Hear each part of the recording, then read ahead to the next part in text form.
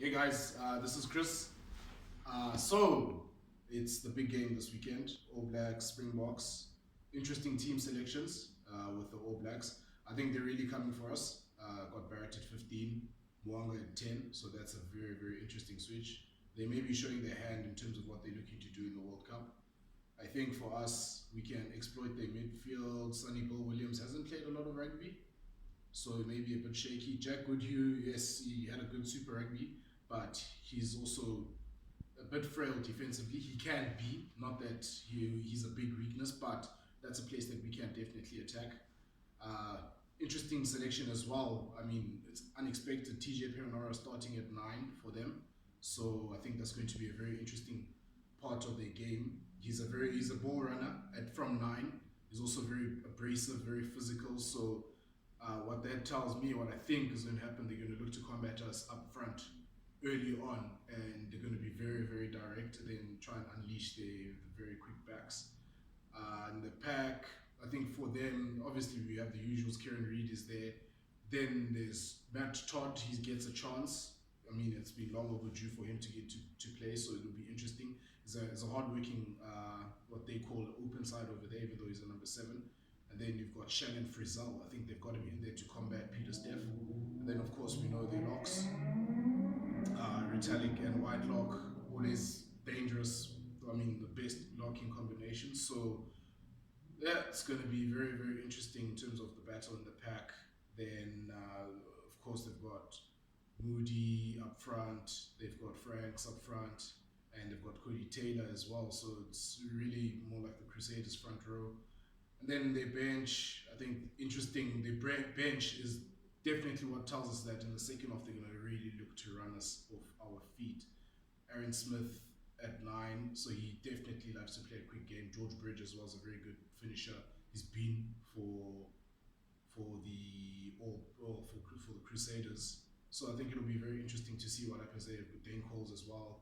Fafita is always on the bench as well. Then of course forward front replacements Tava, and yeah, Tuanga Fasi, guys that have played there. So let's see what's going to happen. Now to the box. I think that's the most interesting selection. Of course, we knew they sent guys over last week, so that about 13 guys already there, and just a few changes there. Willie Leroux, we expected him to play at 15. We of course expected to have Dialende and Lucanio on in the centres. We expected Colby to get his chance again on the wing because he's been very explosive in the top 14 as well. Mapimpi, I'm very, very glad that he's got a shot. As I said last week after the game, yes, he may not have scored the try, but I felt that he was a better winger than Ngosi, and there it goes with the selection of Mapimpi on the left wing. Even though, yes, it's left and right wing, but wing is wing in any case. But very, very glad that he's playing. Pollard, okay, we knew he was going to play Faf. De Klerk expected that. Dwayne Vermeulen, Peter Steph Dutoy, he's in there. Then we've got Wacha Smith. Finally, he gets a chance. Obviously, they rate him highly in New Zealand. They've been rating him for quite a while. Now he gets a chance to prove or to play for the Box against New Zealand in New Zealand. So it's going to be a very, very big test for him. Mostert is back at 5, so it'll be interesting because I mean, I haven't seen him play since he went to the Northern Hemisphere, but we know what we get from him. He's got a very big engine, he's a workhorse. Then, of course, even Elizabeth is starting. We know what he did last week, he's been tried and tested.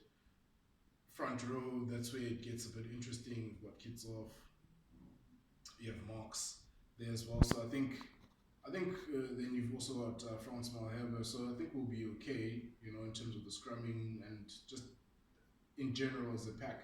It's going to be a very, very tight contest. Very, very tight contest. So we'll see what that brings out. The bench for us, I think the selection of Frans Steyn is quite a ridiculous selection, to be honest, because I mean the guy is overweight. I mean, to be a Springbok and you've got that belly, it's like, come on, man, you get paid to look good and be fit. No doubt, yes, he can still kick 60 meters and all those things, but I mean, really, I would have gone with Alton Yankees on the bench, give him that momentum and confidence going forward. I've got no problem with everybody else that's on the bench. You've got Beast, Trevor and Ubongi. They played well last week and they're very good and capable replacements. RG Snyman is also a very good replacement, or even if he was a starting player at lock as well. Frans is in there. Look, he proved himself last week. He's proven himself against the All Blacks before. And Herschel, of course, we know what he did last week, but this weekend, if he does get onto the pitch, it'll be a very big test for him. But yeah, and then Jesse Kriel as well. I mean, okay, I understand you've got Jesse Kriel on the bench, but geez, maybe he could have gone for a different option. I think yes, Lades didn't play last week, but you could have at least given Dylan Lades a shot, a look in this week, to say, okay, JC, well done. You played well, let's give Dylan a shot off the bench again, let him cover that bench spot. But let's see what happens, I still question the decision of Frans was staying, to be honest. I mean, that guy is, is, is he's old a bit, but the main thing for me is that he's not in good shape. Have you seen those All Black players? They're all in good shape. It's going to be interesting how he's going to keep up with the pace once the tempo gets lifted in the second half. So let's see what happens. But it's going to be a tight game. I think, past 3 games, has been 2 points in it. I don't think it's going to be any different tomorrow, but it's going to be a high-paced, high-intensity match if the weather permits, because we all know Wellington can be a bit tricky. So yeah, let's see what happens tomorrow. We'll post another video after the game tomorrow. Thanks, guys.